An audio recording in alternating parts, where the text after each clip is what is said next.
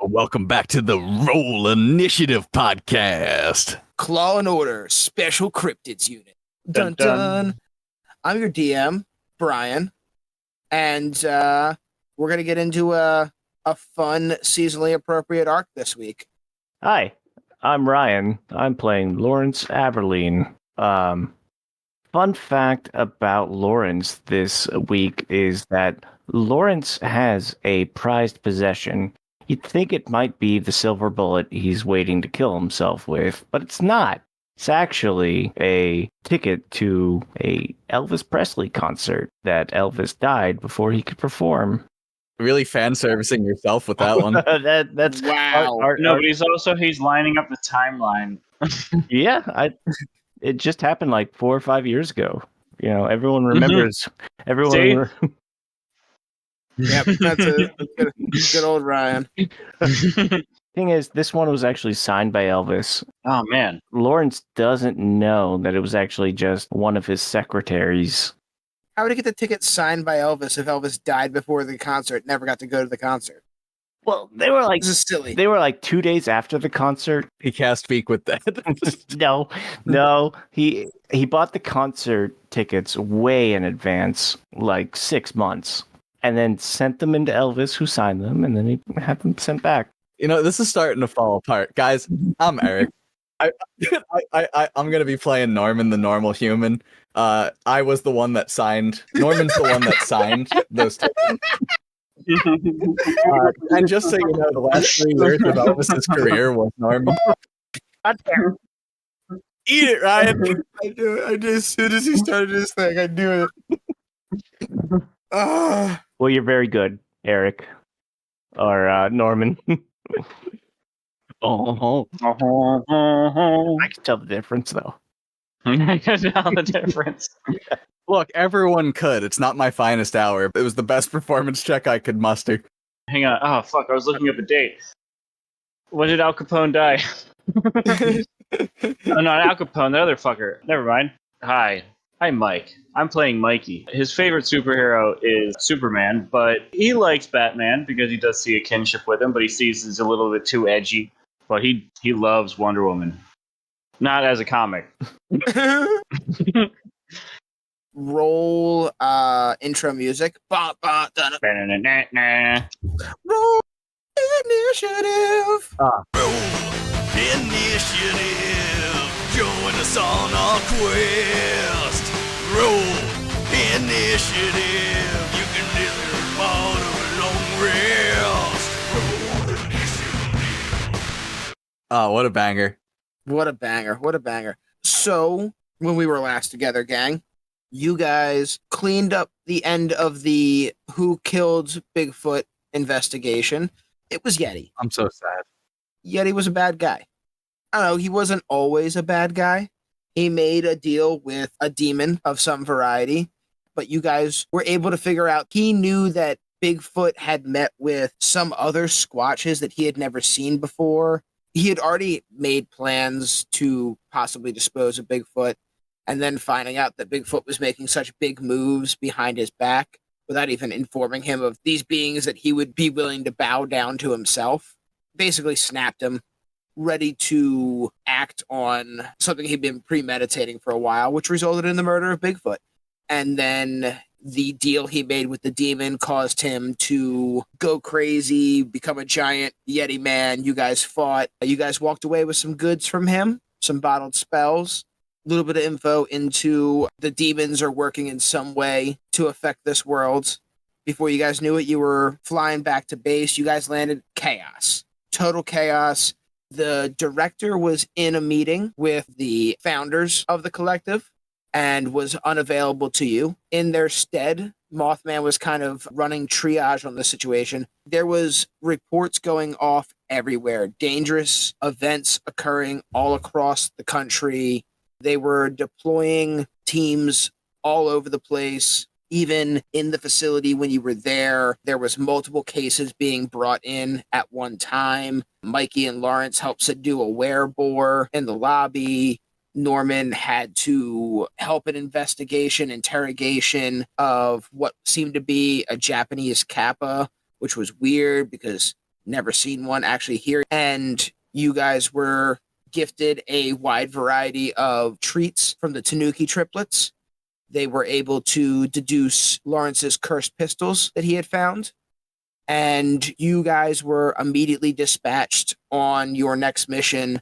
You guys decided to head south towards the Bayou, deal with some baddies. I love dealing with some baddies. Bayou baddies. You born on the Bayou. Eric, we can get that, right? I'll make a completely legally distinct version of it that I don't want to promise this, that I'll put here. Born on the Bayou.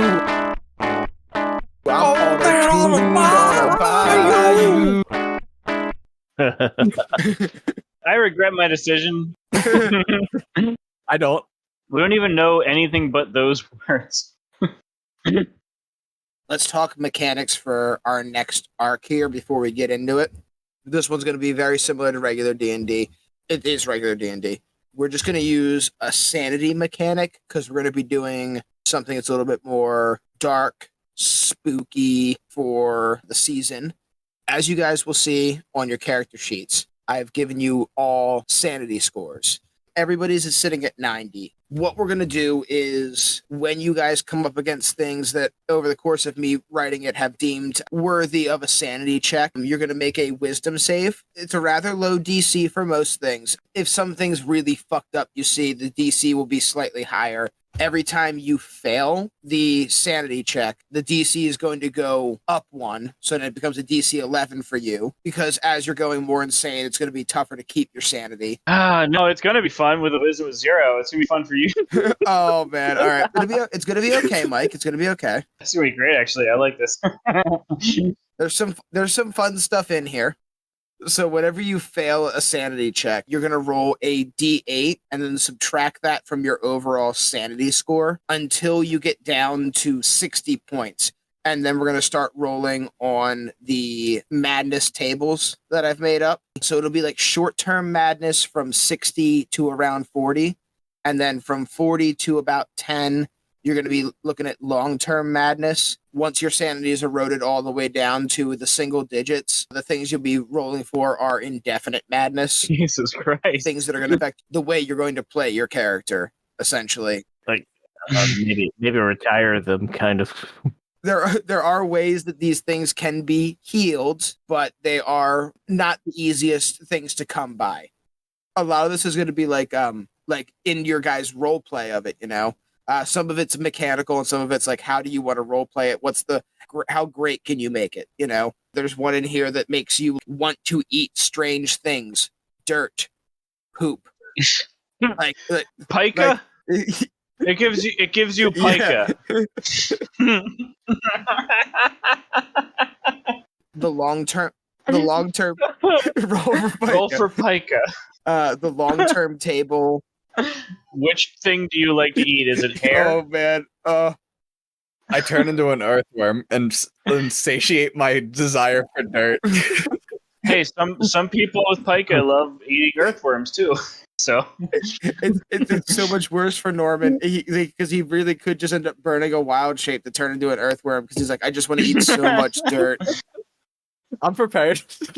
Once you have eroded your sanity down to the long-term table, these are more of a broader character vibe in most scenarios, less mechanical in battle and more strange for your character. There's some bad ones in here, and then there's some funny ones. There's one in here that makes your character terrified of being poisoned, so they will just refuse to take any potion until... That's hilarious. Until the time is expired. There's one in here that makes your character hostile towards all NPCs.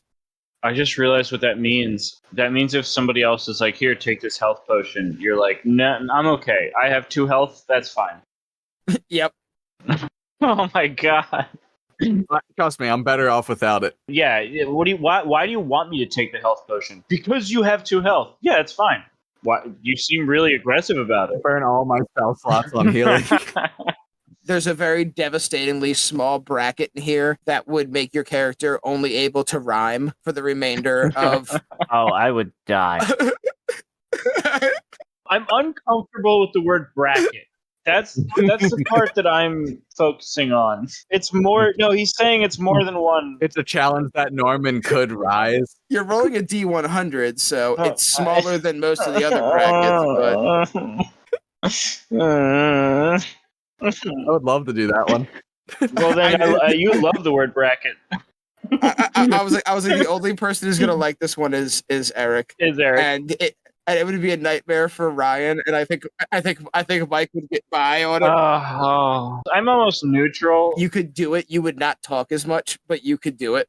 I would just have to embody my old friend, the demon Etrigan. No, that's exactly what would happen. I would. Oh, he even did it while I was talking. I would do it. I just wouldn't be happy.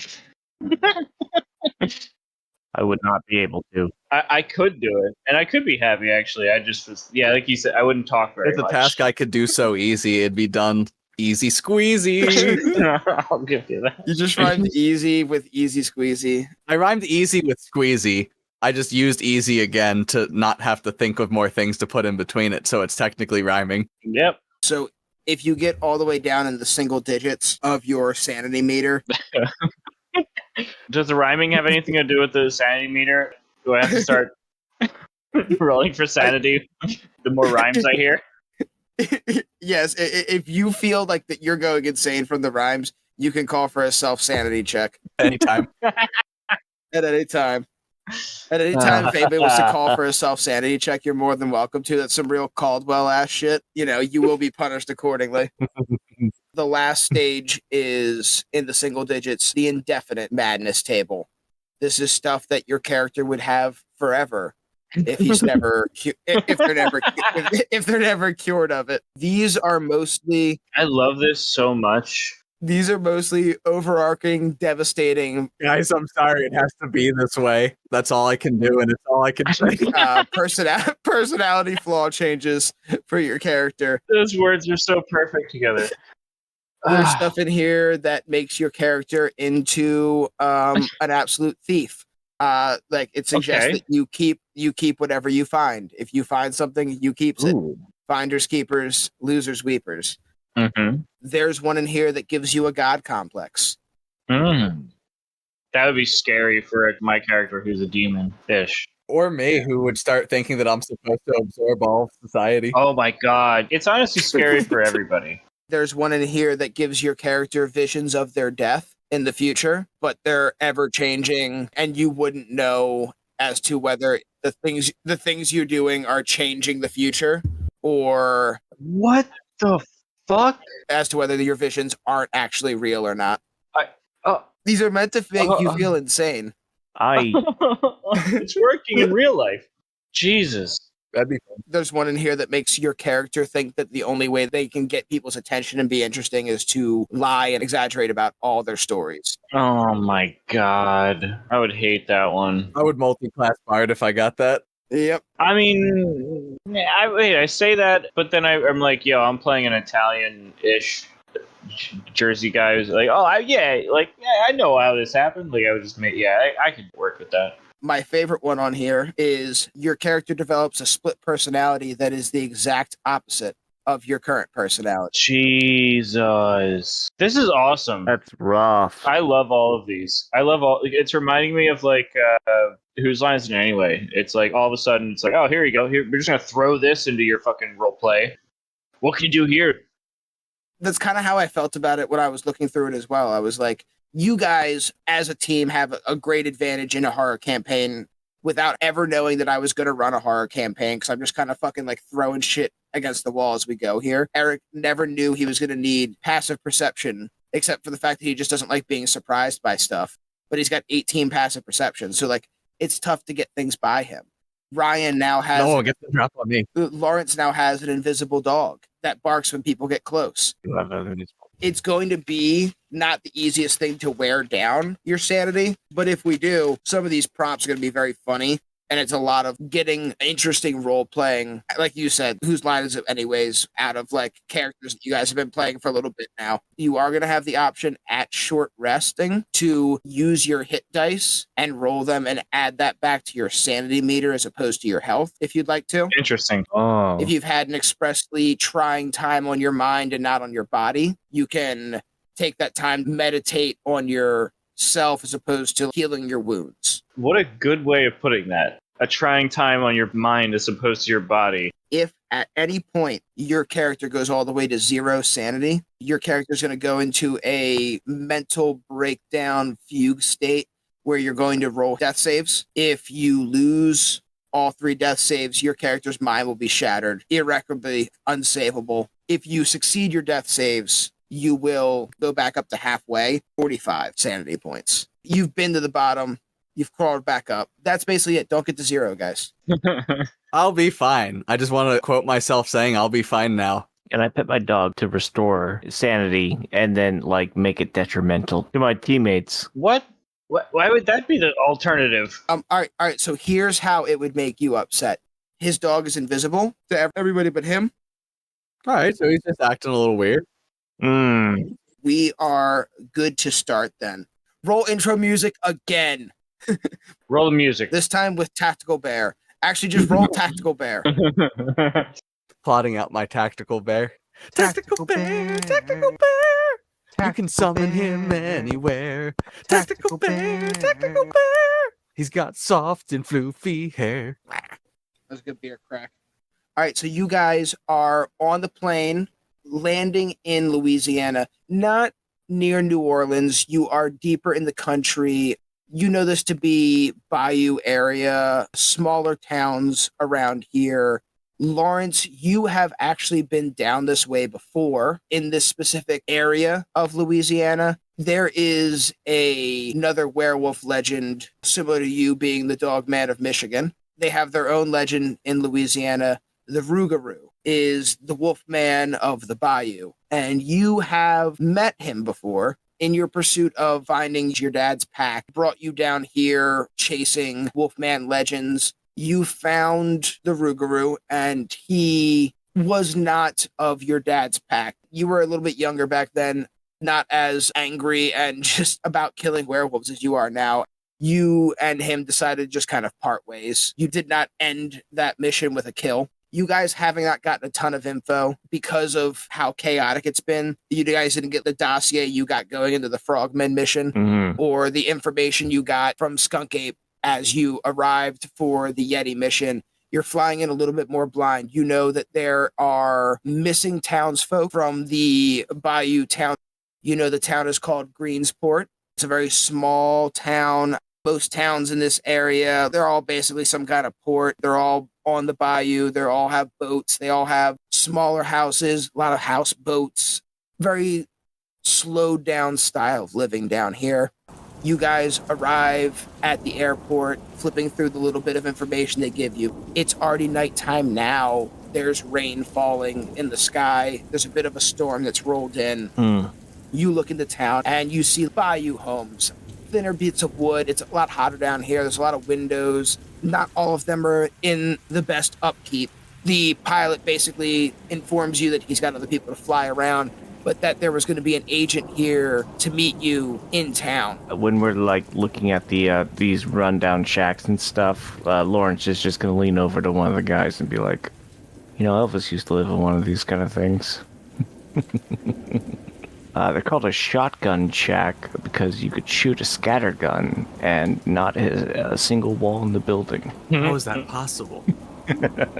With the rain falling all around you guys, a crack of thunder, a little bit of lightning illuminates everything around you for a moment. You see standing out at the edge of the airfield for just a moment, the little road that leads into town. There's just one figure standing out there in a raincoat. You see them for a moment, and the lightning disappears, and so do they into the dark. Was it Frank? It's not Frank Zapper, unfortunately. Frank's, as you guys know, can't leave Cleveland or Ohio in general. He's probably, if he got that vacation, he's visiting the Rock and Roll Hall of Fame for the 7th time right now. But you guys see this figure in the raincoat all the way out at the edge of the airfield. It's the only person you've seen so far. They're just kind of standing out there by the road. Looks like they're waiting. I say we confidently stride forward. Yeah, we know where we're going. You guys stride up on this figure. They're considerably shorter than the rest of you guys. You're talking probably in that 5'6", very slight body and frame. That's super short, 5'6" to 5'8". Yep, Super short. very short compared to you guys. You guys are all pretty tall. Yeah, I know. I couldn't imagine somebody that fucking short. It's like so short. Yeah, basically, like a manlet. Yeah, basically fucking midgets. Thanks, Ryan. Hey Ryan, can I just ask you a quick aside? Why are you like this? That was on purpose, just so you know. He's being a dick. So this slight figure in a raincoat is just kind of standing there as you guys walk up. Whoa! You're so short. Person looks up. Why'd you leave with that? Why'd you leave with that, man? I'm sorry, my friend thinks you're really short. I push both of these clowns aside, and I'm just like, Agent Norman, here to assist. And I pick my hand out for a handshake like a normal person. Yeah, we need you right now. We can't get our shit together. Because I'm Norman, normal human. Yeah, we need a normal human right now. They reach out. Their tiny hand, totally enveloped inside your giant hand because they're so short. It's so small. No, they reach out with their hands Tiny hands. and shake yours. Tiny hands. I'm Sean Spencer. You field agents all tend to be the same. So rude. Always calling me short. I don't know what's come over my partners here. I assure you, they're not usually like this. Hey, I didn't fucking say it. I'll be honest with you. They're not the first ones. Look, man, don't let it get you down. Be a short king. Every time Skunk Ape lands here, he also makes fun of me for being short. I'll have words with him about that. Yes, please. It is quite rude. It is. Unbecoming of an agent. Gentlemen, I don't have a ton of time, unfortunately. The problem here is more than I can handle, and we need to get you directly on the case. I'll be as brief as I can with you. Last night, a bunch of the town's children and teenagers went missing. They just went missing from their beds in the middle of the night. Nobody saw them disappear. There seems to be no trace of them leaving town. The families of the children all seem to have suffered some kind of psychotic break. They're either totally unconsolable, they're just babbling and moaning to themselves. Some of them have gone absolutely mad and ran into the woods in search of the children. Some others, scarier of all, have acted like nothing has happened and they've lost nothing. There's something just innately wrong with all of the families of the children that have gone missing. The rest of the townsfolk seem to be of their regular minds, but want nothing to do with the families that have lost. Everyone seems to be afraid of some variety of evil magic. Down here they call it voodoo. I'm not, like you gentlemen and other field agents, attuned to magic, but even I can feel the evil in this place. It's suffocating around here. The dark energy draped over this town like a fog, and we don't know even where to start. Some of the townsfolk believe this is the doing of the Rougarou, the local legend of their wolf man. I can assure you, it's not the Rougarou. I tend to agree with you. I have not dealt with him too often, but his legends have been of less recently. From what I've known him to be, is far too civil to stoop to stealing children. Right. He would never. The Rougarou would only kill those who are deserving. He would never pick a... We don't have many other leads to go on at the moment aside from evil voodoo magic and the Rougarou. We need to find these children, gentlemen. I don't know if this town will survive without us finding these kids. And I don't know if we as an organization can even begin to cover up something of this magnitude. As he is saying that, you guys hear a commotion in town over his shoulder and back into town. You watch as a person comes screaming into the middle of the town square. You see them yelling out, "The children! They've taken all the children! They're gonna sacrifice them! There's nothing we can stop them!" You see from afar a lot of people are held back and hiding. It gives you almost flashbacks to what the frog people looked like in their village, the illusion of the frog people looked like in the village as you had walked through. Everyone's kind of shuttered into their homes, watching as the crazy people in town are running amok and losing their minds. And this person who's screaming about demons and devils and sacrificing in the middle of the main street that runs through. You watch as they take a container of some variety and hold it above themselves. A light start and a giant burst blaze of flame as this person lights themselves on fire. I'm gonna rush over and put them out.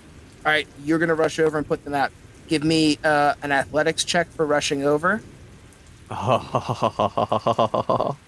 10. A 10. You are going to get over there. They are on fire by the time you get there. You can put them out. It does not appear that there is much left to save. I'm too late. While you're doing that, Lawrence is gonna start like grabbing people who are trying to run away and be like, "He said children are missing. Where?"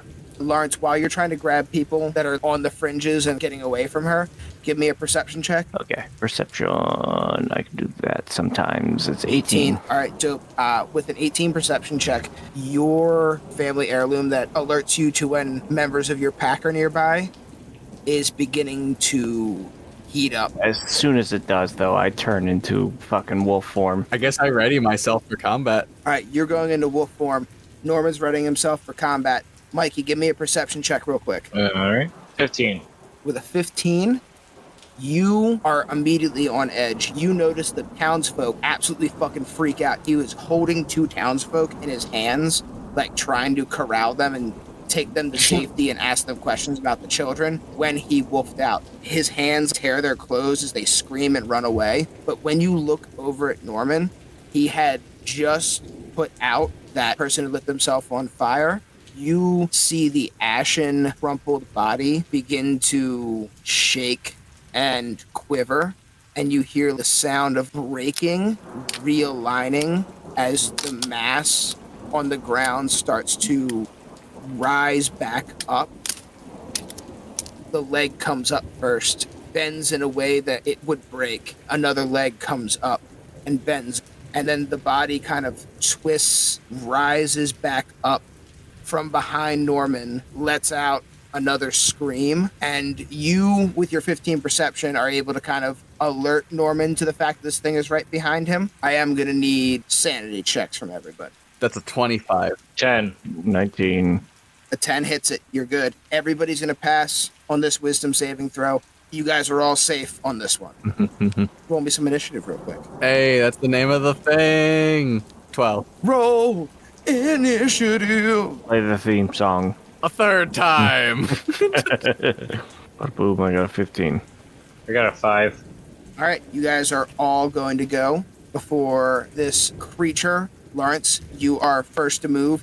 You are in werewolf form. There is this thing in front of you, but you also have your ring that's still burning on your finger and pulling you just outside of town into the woods. Oh, I'm gonna like growl, get down on all fours, and go, It's your bro. and then just dart off towards the direction the ring is leading me. We don't need to add the growl in post. He got it on the first try. Nailed it in one. Lawrence has left the battle and ran off into the direction of the woods. We will join him in a moment. Norman, there is a screeching pile of burnt body behind you. I'm gonna claw it with my primal savagery. 15. 15 is going to hit. It's gonna be 7 acid damage to the skelly woman. The skelly woman, as you claw through her, your hand turning into a savagely ravaged bear claw with acid. on the tips, slashes through, rips bones. The acid just starts to eat away at the already charred skin she has. It's a terrible smell. Yum. Mikey, that's you. Man here with burning hands. You're gonna reburn her. I love it. Throw it. I just went through all that effort of putting her out. You know what? No, it's fine. All right, so it's a DC 15 dex save. What's the save throw in Burning Hands?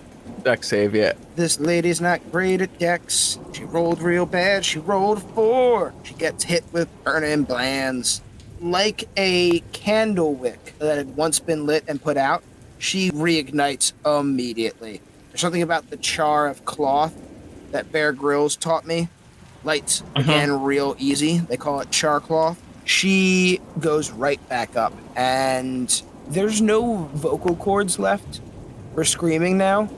It's just this like shambling mass of bones and some connective tissue that's just dead up on fire. She's not quite down though.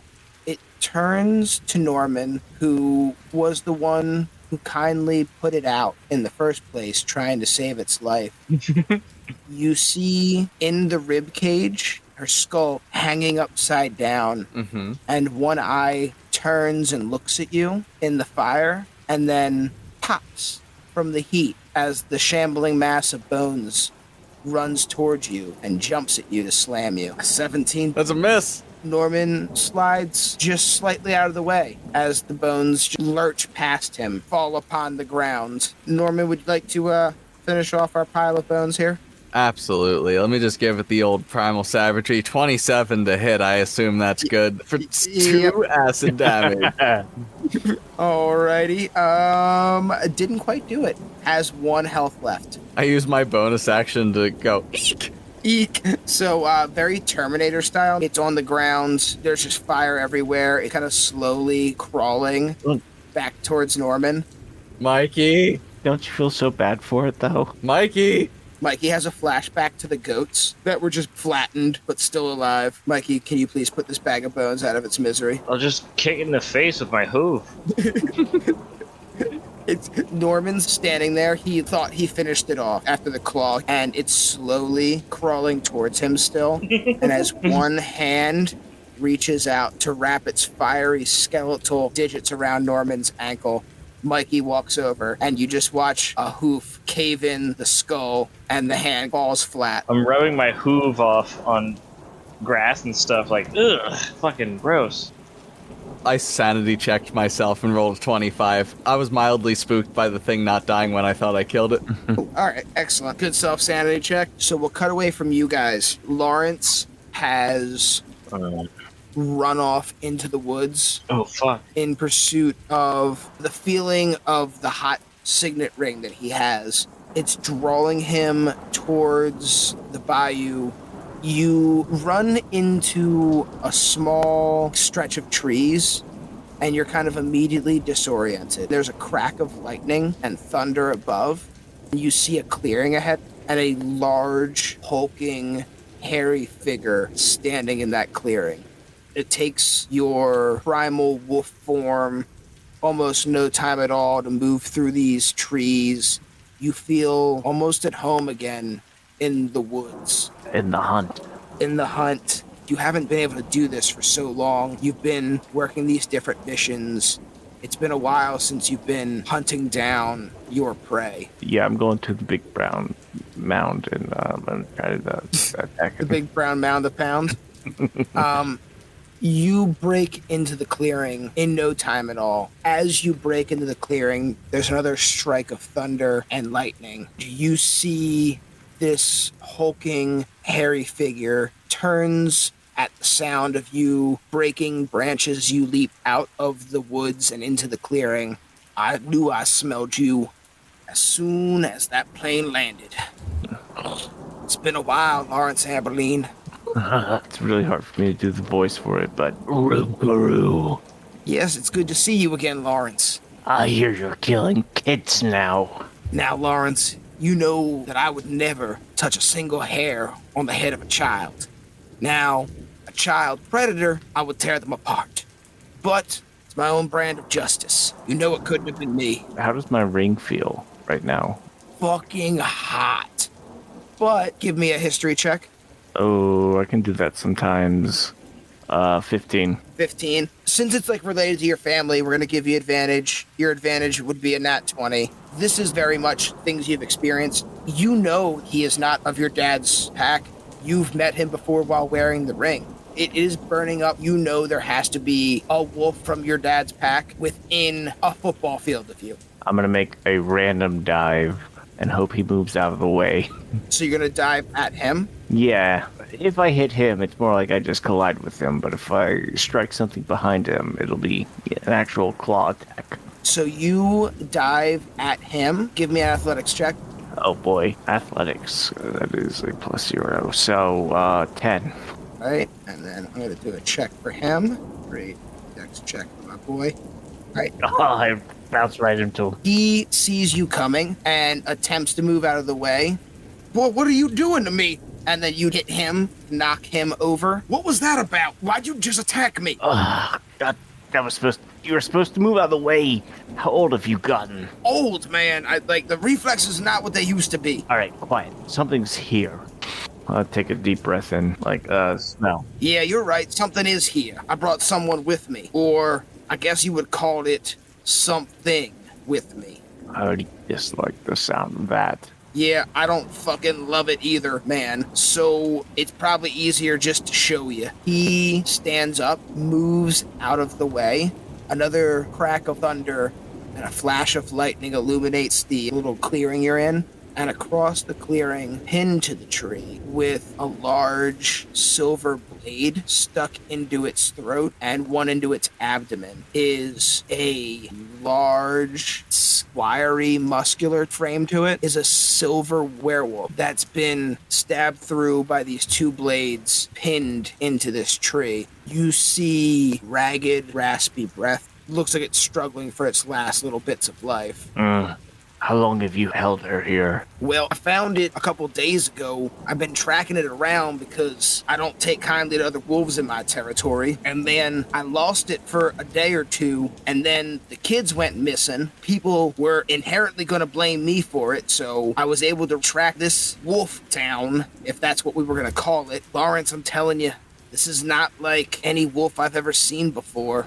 I can smell your fucking daddy's stink on it. It's evil. Your daddy was evil, but this is a different kind of evil. Malicious, it's dark.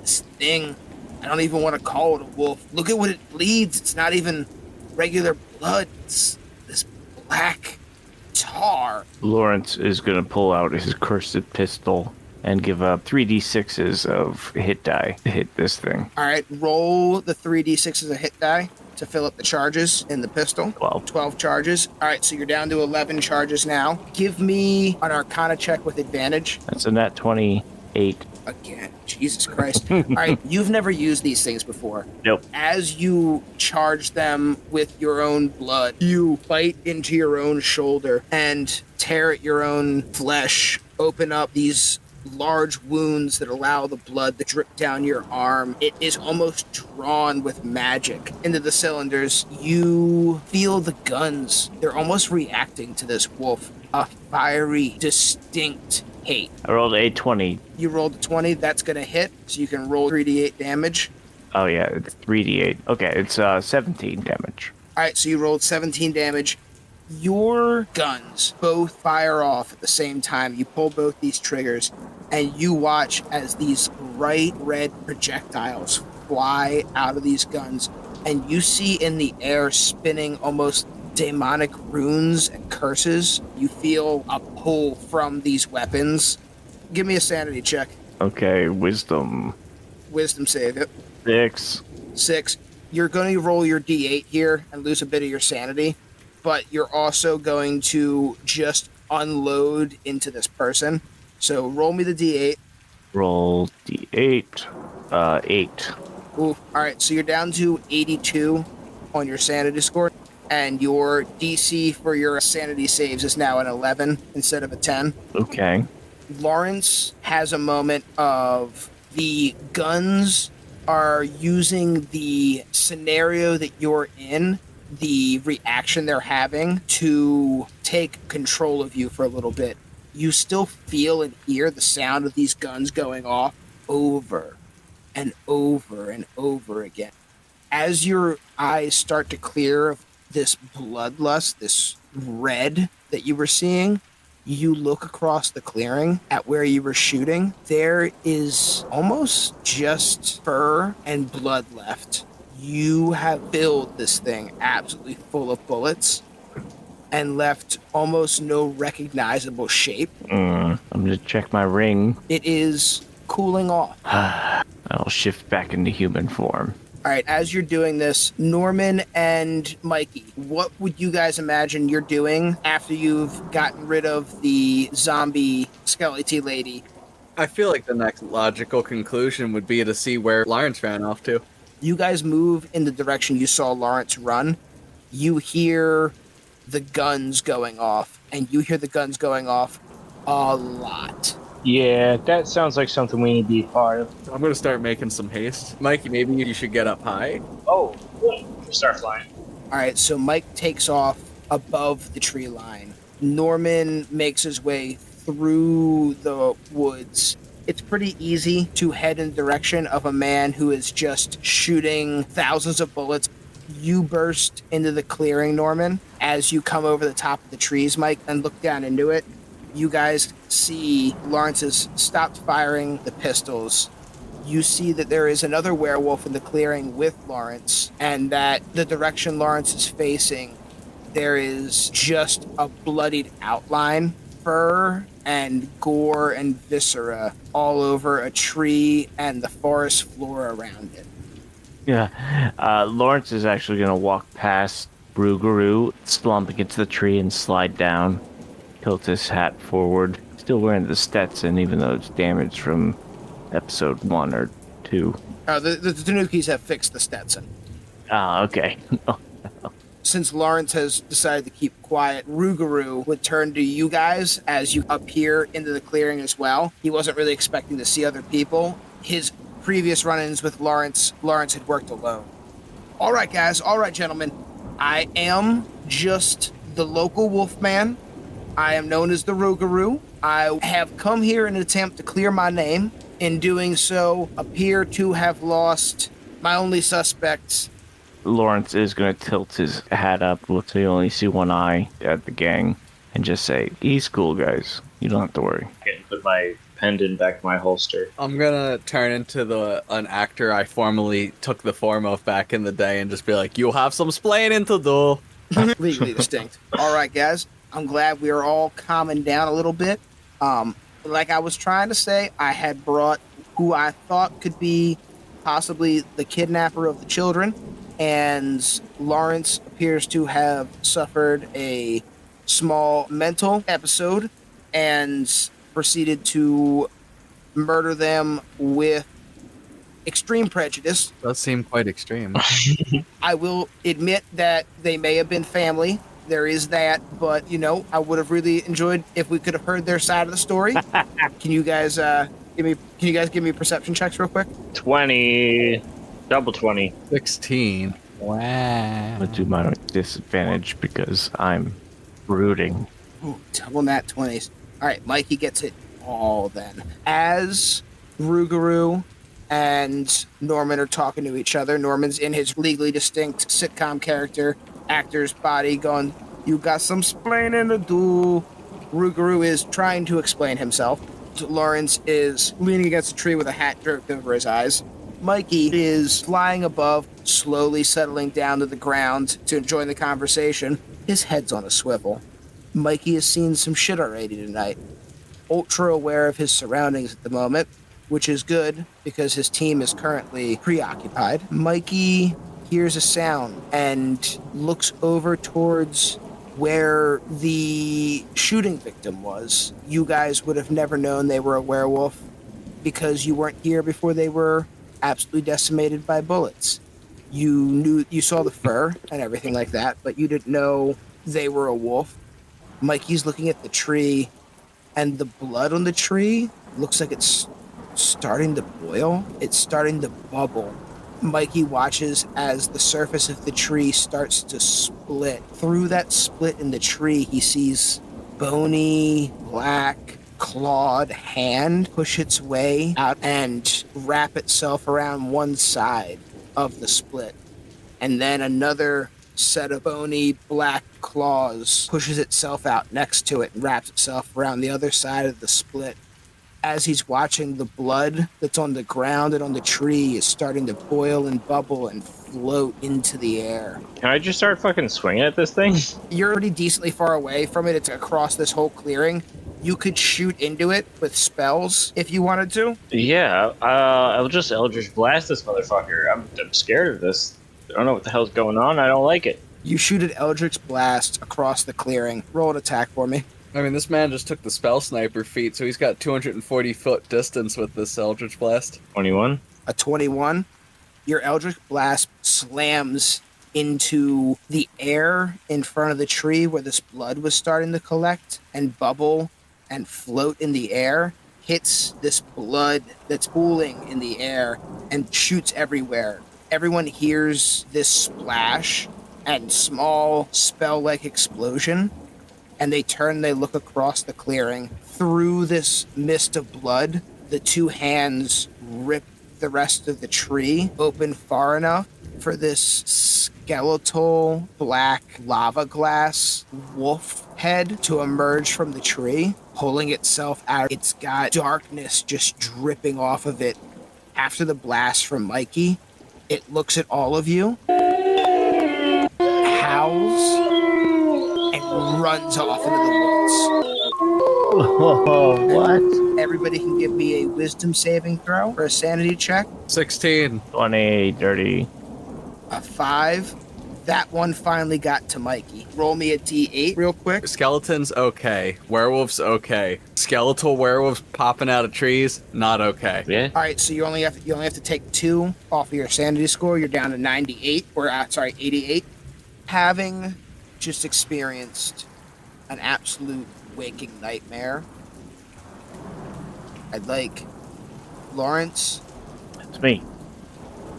give me a history check. Bada boom, 13. A 13. Your ring is still warm. Generally, when you kill a werewolf of your dad's bloodline, it would ease the feeling on the ring. You know there's still something alive in these woods somewhere. You're not done yet. How did it feel when Undead Werewolf came out? It stopped burning, and it didn't reignite when the undead werewolf came out. You could deduce from that the undead werewolf is no longer affecting whatever kind of magical detection system is on the ring. Whether that means it's no longer of your dad's pack, or whether that simply means that it's no longer alive, you don't really know the answer to that. Okay. Not with the 13. How much of is actually left of this one that I've shot to death? Generally, I would say that this is just a splattering of gore, but I know that you have taken a spell that you would probably like to use, so I'm going to give you a shot to have enough of what you need. Okay. So if you want to roll an Arcana check, roll me an Arcana check to see if you can find enough of this corpse to cast the spell you want to cast. All right, Arcana. That's 2 nat ones. All right, I'm gonna use my reaction to cast Silvery Barbs to re-roll that again. All right. Sorry, I gotta. All right, that's a 25. Jeez.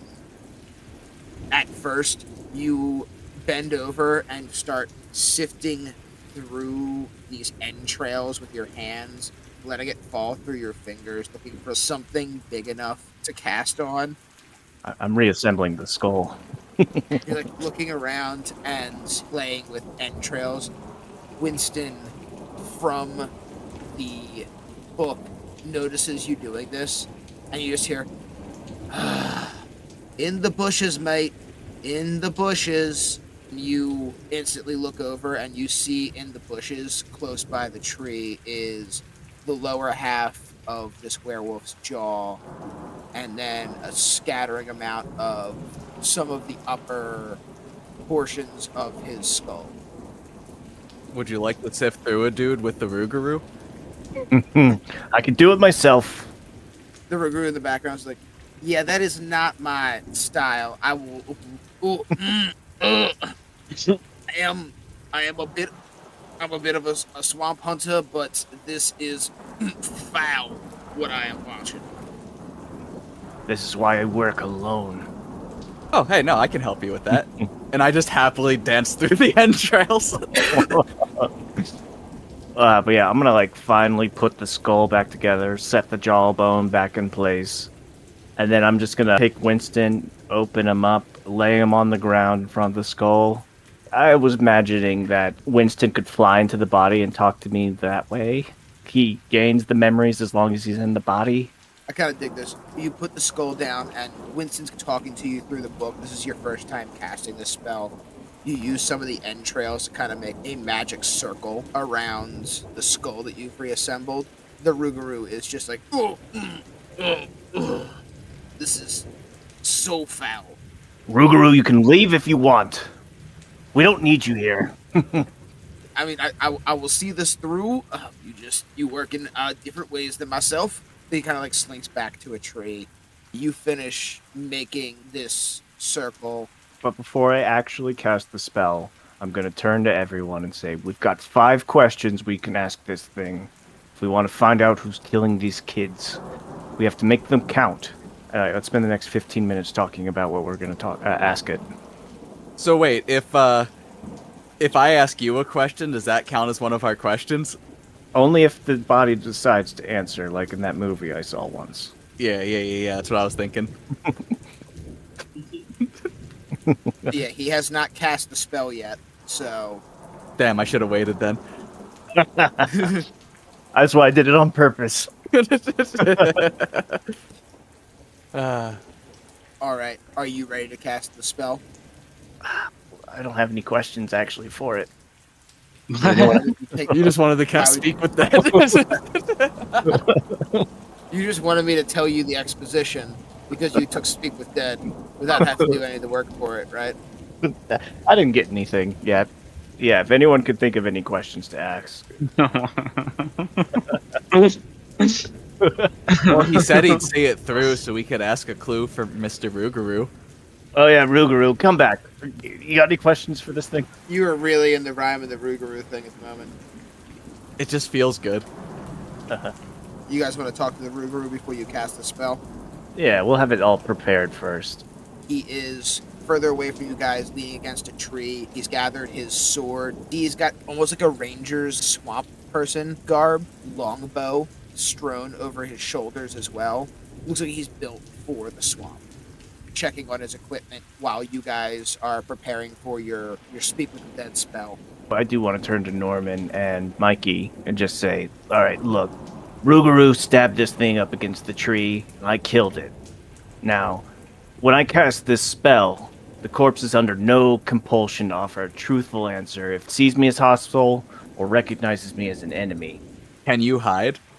I could just go behind this tree over here. I don't know how this spell works that well. I've never used it before, but does it require you to be the one that asks it the questions? Can you just walk away and hide somewhere and I'll just be like, hey, quick question for you? According to this, until the spell ends, you, doesn't specify what you is, but I assume me. You is the caster, yeah. It's very specific. Yeah, but we saw that movie, remember when the Yeah. guy I'm just trying to see if they intended for this level of shenanigery and they did not. So it says you have to ask the question? Yeah, it just says until the spell ends, you can ask the corpse up to 5 questions. Answers are usually brief, cryptic, or repetitive, and the corpse is under no compulsion to offer a truthful answer if you are hostile to it or it recognizes you as an enemy. So how fucked up was it when you killed it? It was stabbed in the throat and stabbed in the chest. Do you think it saw you? Definitely saw me shoot it in the fucking face. Oh, okay. This might be a little difficult then. Even if it tells you a lie, though, you could still get something out of it. Like, why is it telling you a lie? Because he shot it in the face. No, I know, but I'm saying, like, you know, you I do get what you're saying. Sorry, I'm just making a joke. can still interrogate it and kind of get something out of it, I guess, even if it hates you. DM, do I have to ask the questions, or can anyone? I will say, for the interest of this, that anyone could ask the questions. Winston will answer to the best of his ability, because I also feel like I would use the same rules as that movie you once saw that we all saw that one time. And if somebody did ask something in the background, I would be like, ooh, that's going to be a question. So if I would play that game, I feel like it feels fair that you guys should be able to play that game. Absolutely. I would also say it was so fucked up when you did kill it that to what extent it knew who you were or what you are. Oh wait, were you a werewolf when you did it? I was, and then I changed back into a human. Well, there you go. Well, this is clearly not a werewolf with a... Not wearing the same clothes. Well, no, you are wearing the same clothes. Remember, they grow and shrink with your werewolf body. Oh shit! I know. I know I am. But you're distinctly not a werewolf right now, so that's a big difference. Did you still want to talk to Ruguru, or do you feel like you're ready to ask questions of the werewolves? So I have 2 written down. Do you know about Greenport's children missing? And if the answer is yes, where are they? Those are the 2 I wrote down. The only thing I could think of is, did we ever come up with a canonical name for my dad? Do you know who knows? That's my 3rd one I'm writing down. Or no, not do you know, because...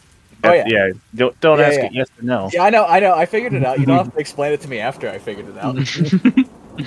I don't believe we do have a canonical name for your dad. I don't think his name has come up yet in the dream you had, and you haven't said it. Yeah, I don't think I cut this part out of the episode. I'm gonna find a name real fast. Frederickson. Can you remove Mike saying Fredrickson? Oh, no, that was Lawrence. All right, never mind. I can not only remove them, but I can put them everywhere in the episode, so you randomly just hear a really quiet Fredrickson. Fredrickson Aberline. Who took the children? That's my new version of that question. I pulled up a name generator and Jamiroquai. there was like Ishmael. Rwanda. There was Ishmael, Mohammed, Frazier, Farhan, Trayvon. Lawrence. You're already Lawrence, unless you're Lawrence Jr. Are you Lawrence Jr.? Wait. What was Fraser's brother's name? Niles. Niles. Niles. Make him Niles Aberline. Niles Aberline. Okay. I mean, that's not bad.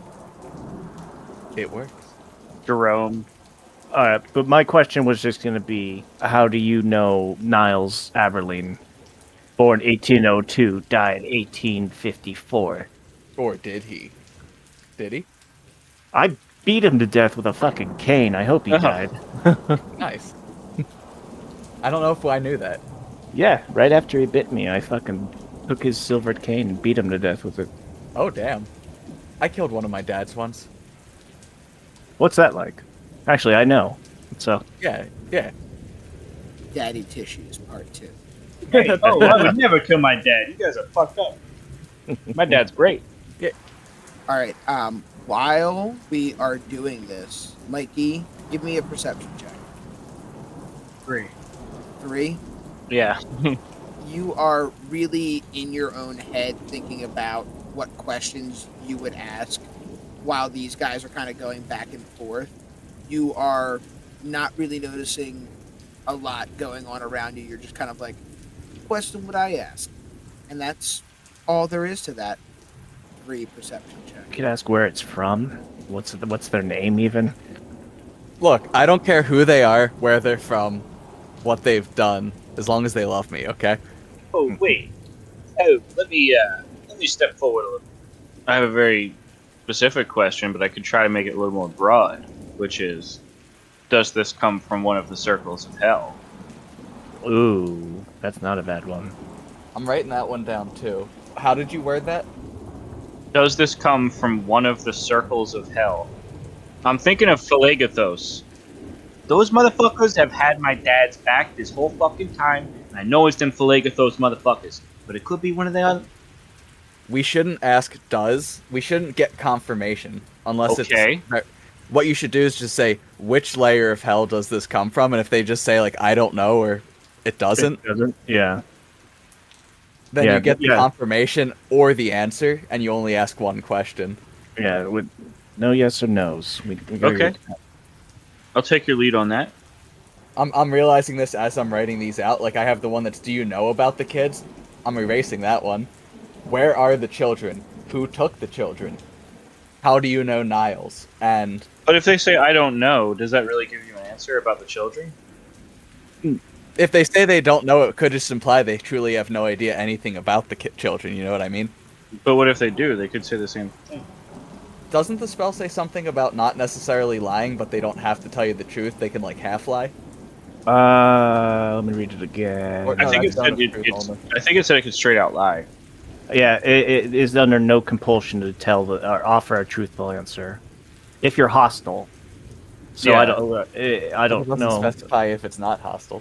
Yeah, Oy vey, oy vey. I think we should let the highest charisma person do this. All right, Mikey, you ask the questions. Oh, I don't have your list though. Oh, that's true. Can I show him my piece of paper from my my detective notepad? If you guys want to ask the questions and I'll just run any kind of checks through Mikey, that's fine. Yeah, just tell me them. Just tell me them one by one, Eric, and I'll read them out. I was gonna say I could just type them into the chat and they'll just pop up and you can read them if you want. Yeah. That works too. All right, so you guys come over after some time of talking, trying to figure out what exactly questions you want to ask this dead werewolf. The Rougarou kind of walks over now a little bit closer because he's interested in what you guys have come up with and what's going to come out of this corpse's mouth. Feels weird calling it a corpse because it's really just, at the moment, like a roughly assembled head. Lawrence walks over. He pulls out his spell book. Winston's small spectral form rises out of the book. It provides like a light blue glow as he floats around the entrails, and you see these red and dark purple runes appear as he steps, speaking the spell in tongues you guys almost don't understand. Whispers that are coming out of nowhere. He leaps from the side and enters a fairy light, like a foxfire, into the skull of this dead werewolf and lights up the eyes. You can see the cracks where it had been shattered, and Lawrence has pieced it back together. You hear these unworldly cracks, splurts, and sounds as you watch the bones try to figure out how to articulate themselves so that the mouth of this wolf skull can move even though there's no vocal cords left. In a haunting, ethereal echo, you just hear Winston's voice cough out, "Oi, I'm in here. It hurts, so ask your fucking questions." I'm gonna walk up, take out my pendant or whatever. We don't have a badge, right? I have a badge. I have a laminate. You guys have a fake badge, where you guys aren't with the government at all, but there's a badge for the collective. Yeah, I'm gonna flash it really quickly. Like, also my pentagram, just a little bit, like, trying to bullshit. I'm like, yeah, I'm working for the bureau. Anyway, which of the 9 hells does this werewolf come from? You watch as it roils on the forest floor, turns to look at you, and then there's almost this bony sneer, and you hear this disembodied version of Winston's voice. "I'm not from myself a layer of hell, but I know my curse comes from a layer of hell. I've heard the name Phlegathos. That's what I needed to hear. How do you know Niles Abilene? The skull moves and squirms on the ground. Winston's palish blue light blowing out of them, some kind of weird fucking jack-o'-lantern. And again, it begins to speak. I'm doing a Russian accent now. I don't bloody know Niles. I just know my curse, my pack, comes from him. Okay. It didn't really give us a whole lot. Yeah, no. Yeah. We are just trying the angles here. Where are the children? Deeper in the swamp, mate. They're deeper. It seems like there's some kind of large fire, an altar built. Children are there, though. It's just west of here. Well, that's 3. Well, now we know where we have to go. Can we ask it, how did it get cursed? I can if you want. If anyone else cares. I'm the only one that's invested in that. Hey, you mind telling me how it was that you got cursed? Grew up on the streets, joined a gang. I got pretty deep in, and fuck if I didn't get pretty high up also. I ended up meeting a bloke. He was the gang leader, but he was more than that. He was a wolf. Told me the next level, he could take me there. I was so deep I couldn't turn him down. They basically owned me. They basically owned all the kids on the street, and we made a full pack. That's how I got this curse. The leader told us about his master, his original pack leader, Niles, only in stories. That's how I came upon the curse. The only other question I would ask is, if they're like a gang, how many are in the pack? Especially if he's higher up, he might know that. That's your last question? I'm fine with it. I got nothing. Yeah, I got nothing else besides that. Mikey, you're the one asking the questions here. Are you cool with that question? Yes. Hey, in your gang, so to speak, how many are within what you call the pack? The pack is big. There's 40 of us strong. Fuck. Maybe we brought 10 here to the woods. Oh, that's not good. That is the last question. It's been kind of roiling in less pain than it looked like when it was answering your first couple questions. The cracks in its skull kind of expand and glow even more, and then slowly disintegrate and dissipate until all that's left is the floating light of Winston, ash beneath him, as he floats back to the book. Give it a couple of taps. You guys are left in this clearing. The rain still falls. Lightning cracks one time above you, and you see no sight of the wolf skeleton that had run off into the night. It's just you guys and the Rougarou. West is the direction you're supposed to be heading. Did the skeleton go west? The skeleton shot directly behind it into the woods. That would have been north for you guys, but you lost sight of it as soon as it was gone, like as soon as it stepped out of the clearing, so you have no idea which direction it could have gone from there. Hmm. When you heard the howl, it was almost otherworldly. It seemed like it was coming from everywhere. Well, Rougarou, you should probably head on home. The agency I work for will probably take care of this. Don't be so quick to dismiss the Rougarou. But you guys can talk him into staying. I mean, it's probably useful to have him around. I know, I'm just playing antagonistic. He's looking real ranger-like. So, Lawrence, how good are you at exploring in the nature? My nature is +5. Hey, Rougarou, what's your nature skill at? My nature skill, I guess I would put that somewhere around like a +10. Jesus. Yeah. Some might say I have expertise. The Rougarou stays. Also, he said he was going to see this through. Don't you dare try to deny him that. He seems like a nice feller. He's got stakes in this just like the rest of us. Rougarou, if I see you infect one person, you're going down. Lawrence, we have had this conversation before. I have never infected anyone. I am just a swamp man myself who was unfortunately infected. I am trying to live a life of seclusion.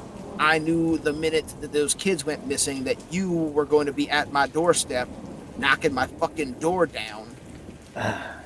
And here we are. You're at my doorstep. My door has not been knocked down because I've opened it out of hospitality to you. And you just keep trying to shut the doors. Brought you one of your daddy's kin. You got me there, Rougarou. Just turn the doorknob of acceptance. Open the doorway of embrace. Step through the threshold. While everybody's kind of having this gathering moment, watching Rougarou and Lawrence kind of hash it out, can I get perception checks from everybody? Let's hope I can finally do one. We'll see about that. Let's see if I can even do one. Persephone, 13. 18. 18. With a 13, Mikey, you feel in your pocket a vibration. You didn't think to look and feel for a vibration, but this is the pager that your dad had sent through after yours had gone missing. He had sent one through to the Tanukis, and they had slipped it into your pocket while you were in the home facility before you were sent back out here. Mm-hmm. You feel your pager going off. You pull it out. It is your dad's number, and it just says, Mikey, call quick. Ah, fuck.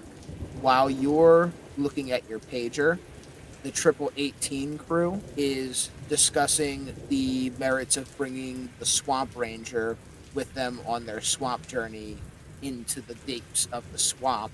You guys all hear cracks out in the forest as if something is not trying to hide its presence.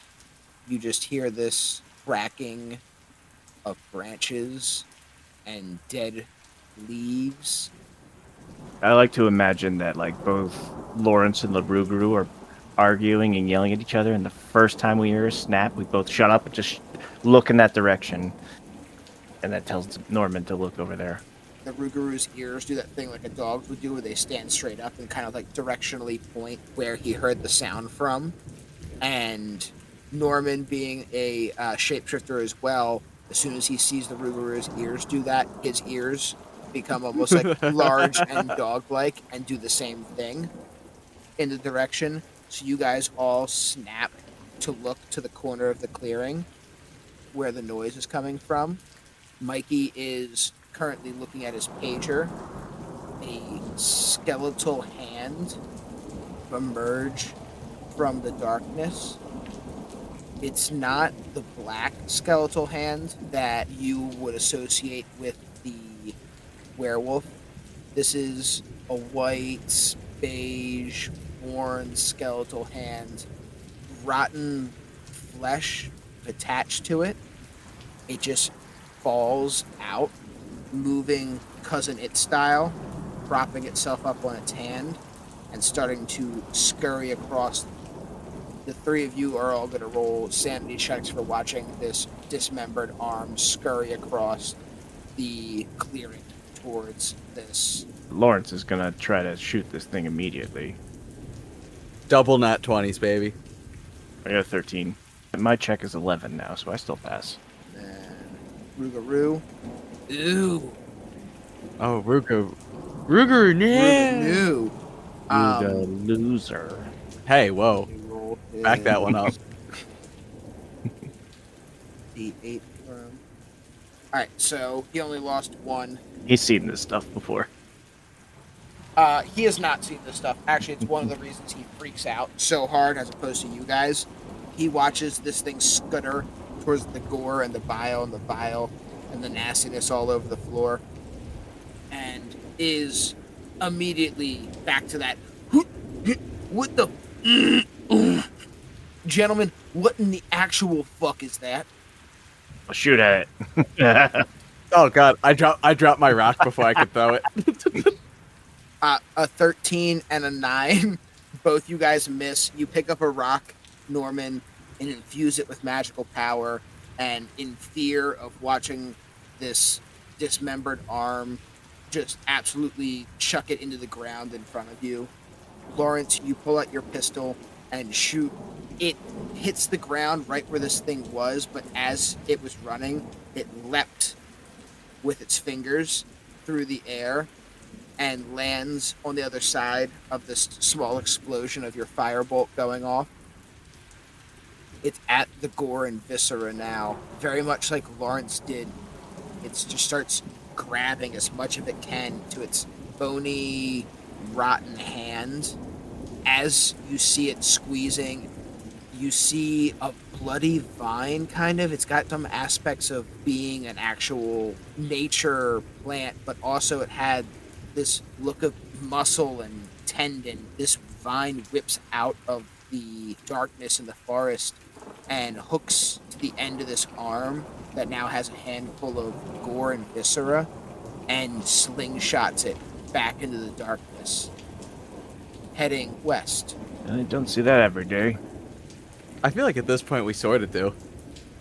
You're right. We do see that every day. Ruguru, I don't know why you're so freaked out. I do not see this every day, gentlemen. I see gators. I see swamp people do some pretty weird things, but fucking arms crawling across the ground and grabbing a handful of werewolf guts and then being sucked in. Oh, fuck, it's got werewolf guts. Is that like a major problem? It's not a good thing. Even the tiniest drop of blood into a water source, you could infect an entire goddamn town. Oh, fuck. Oh my lordy. Gentlemen, I generally would not take the lead here, but feel maybe we should be heading in that direction post-haste. Lawrence, can you please dispose of the rest of these remains before something else gets a hold of them? I'm gonna cast, I'll just use cantrip Firebolt to ignite the rest of these body parts. Scoop them all up. Ooh, yeah, scoop them up, baby. Just like a little minor incantation. I just a little whisper to myself and they all ignite, kind of like when Geralt lights a candle. I just kind of do a little snap and they all ignite. All right, gentlemen, when he has finished with what we're doing, if you can be ready to move, we'll move on me. I'm going to try my best to track this arm. How does one track an arm? Are you looking for like fingerprints as it's like moving? I'm hopefully going to be able to smell the blood that is still dripping from the hand is my go-to for right now. Well, I just had an idea, All right. though I don't know how well it would work.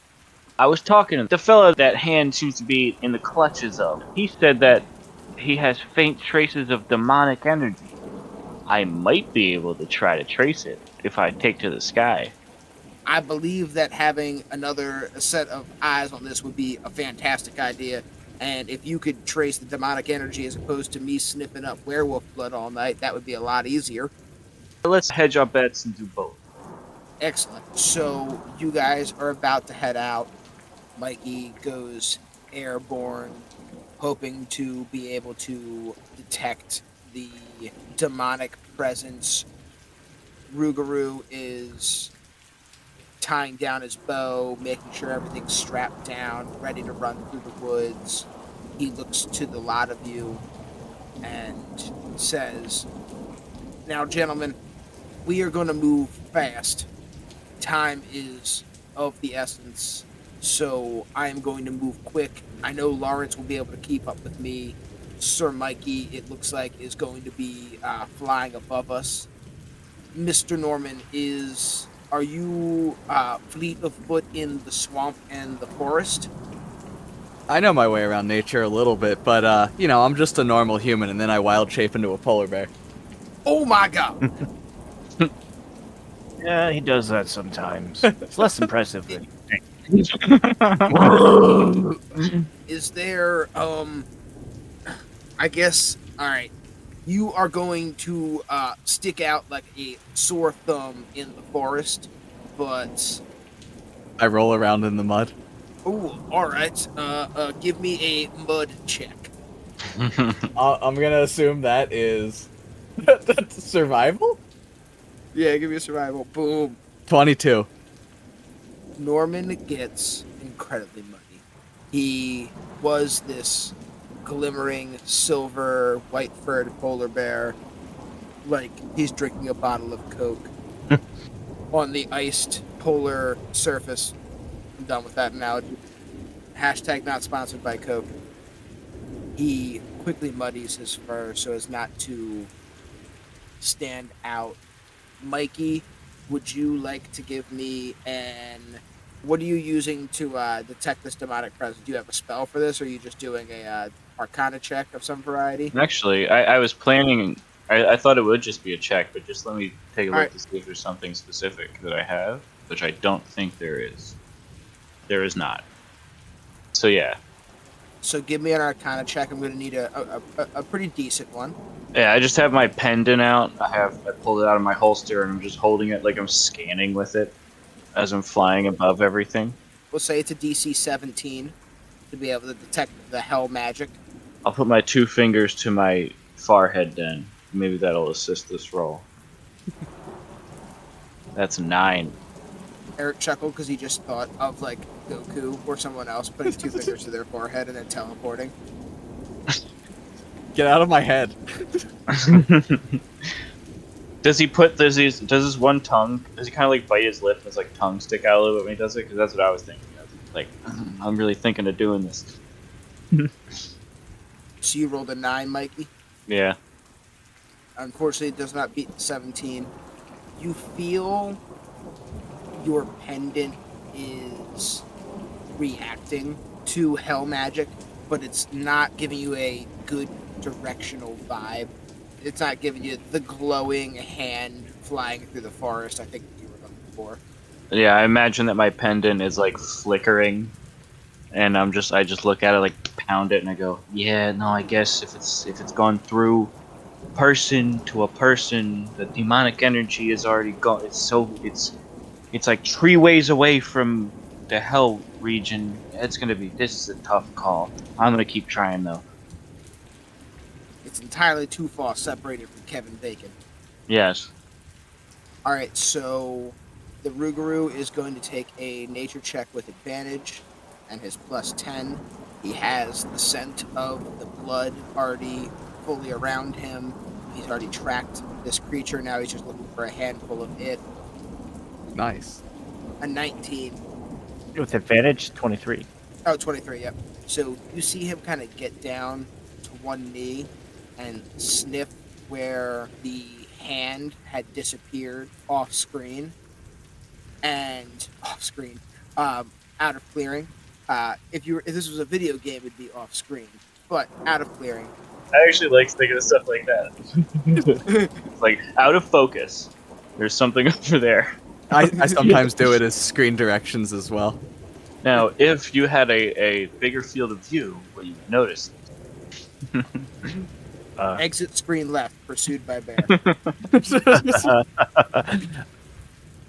You wanted to leave him behind, first of all. Lawrence is going to see him do that and do the same thing. Can I roll a nature check as well? Yes, roll me a nature check. You know what? Yeah, I'm gonna turn towards Lawrence and just make bear noises at him in his inferior nature check. 16.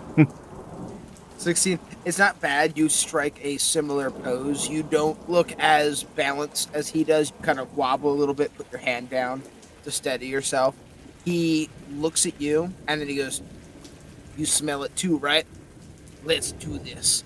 He turns and bolts into the darkness. I'm just kidding. I do an awkward pause and then chase after him. You guys follow him through the swamp. Mikey, I'm assuming you're still flying above. You're catching glimpses of the party moving past dead cypress trees. If I'm not getting like a good hint off of this detection, I'm gonna stay mid to center to where I think they're going, because I'm not gonna try to like wander off. You know where your party members are. You guys have been working together for a while. Your pendant feels their energy pretty easily, and you keep catching glimpses of them moving through the forest as you're flying above them. And you know you're moving generally west. While you are up there, can you give me a perception check? Ah, man. I really wished I believed in something that would make this better, so I could chant it. 8! You're looking down at your companions and then looking up back and forth. It looks to you like the swamp is almost roiling and alive itself. but you're only catching mere glimpses. You're doing a lot of double checking, and every time you go from looking up to looking down, you notice that there's parts of the forest that seem like they're moving and alive, almost like there's these billowing tentacles as you stare out into the forest, and it catches your full attention. All you can focus on is these what appear to be snakes to you. Give me a sanity check. Wisdom save. Oh, right. 6. God damn it. Oof, you failed another one. So you were at 11, now you're at a DC 12, and I need you to roll me a D8. Boom. You're not taking this too well, Mikey. 3. All right, so you're down to 85. You're still doing all right. Better than Lawrence. Oh yeah. Better than Lawrence. Lawrence really looked into the eye of some shit. I'm literally half a demon. As you're flying and you realize that these can't be giant snakes, everyone would feel it on the ground, and as you look down, you see them. Finally, they're still running. Nobody seems to be looking in the direction of what you've seen. You look back up, and what was like this giant pile of roiling evil snakes is kind of settled back down into this dark and twisted forest. But you still see some of the trees appear to be moving and shaking as if there's something large moving through the forest. And then you look back down and you see your teammates.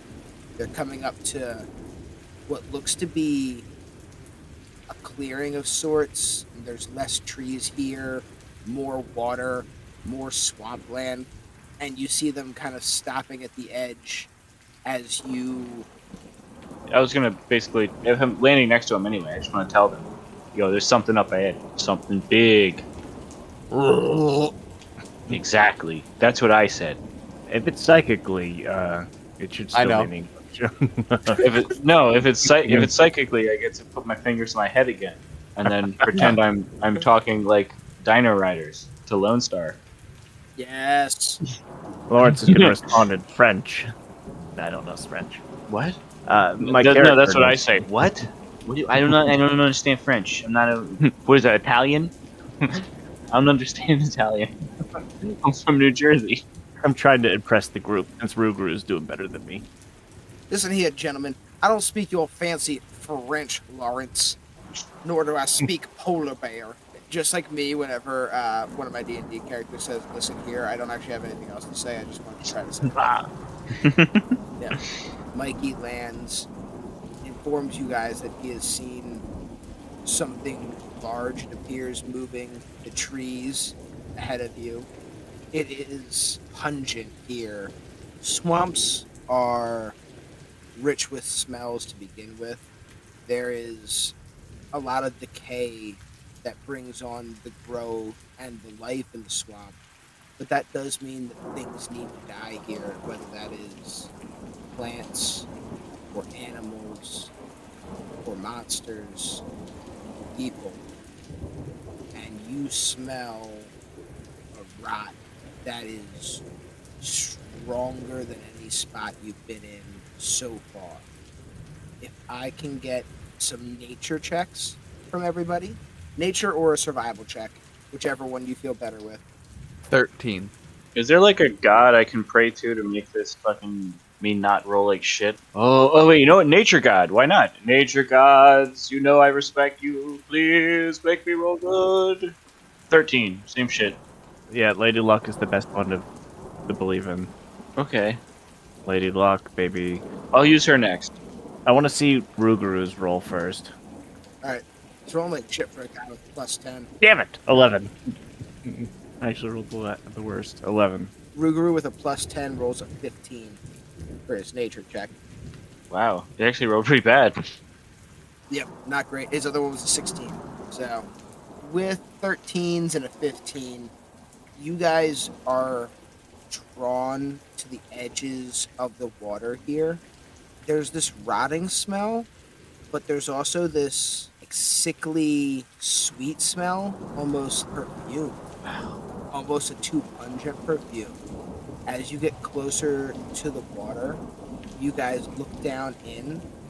The water is clear-ish. There's a tint to it, this kind of bluish green, and you realize that it's dark. Why can you see the tint in the water? There's some kind of otherworldly underwater glow. You see coming up closer to the surface is the visage of a beautiful young woman, long flowing blonde hair, pointed ears, very elegant, strong but soft features. This beautiful visage of this woman deeper down. Norman and Mikey, give me history checks. Lawrence, this isn't a werewolf, so you wouldn't have ever dealt with anything like this. Alright, Lady Luck, you have me this time. Lady Luck. Lady Luck. Lady Luck. 7! Lady Luck, I fucking hate you! As a polar bear and as a Mikey, you guys have dealt with cases pertaining to mermaids and stuff like that.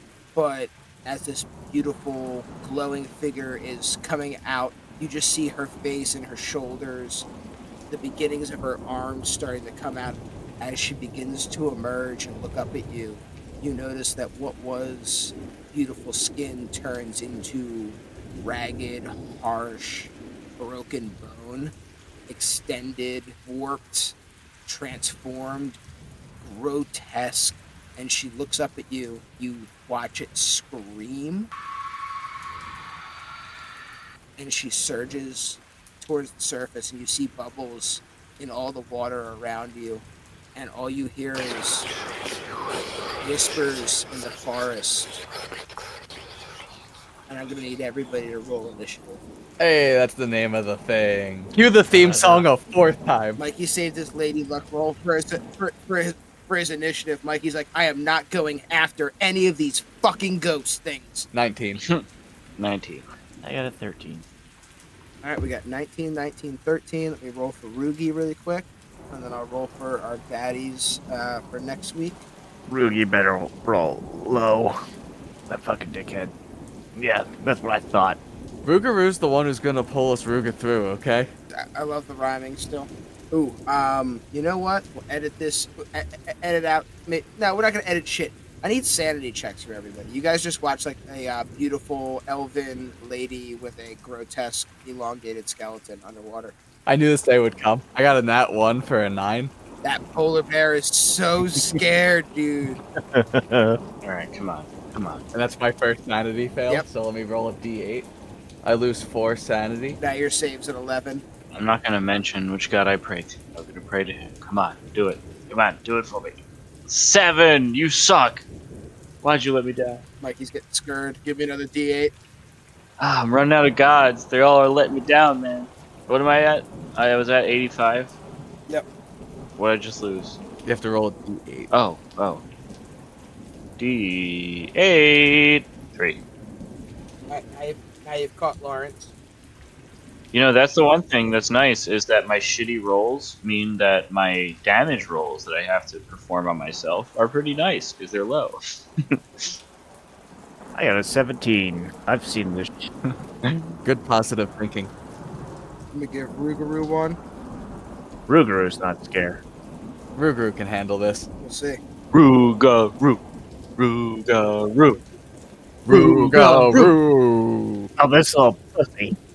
Rugaru failed it. You guys are all cowards.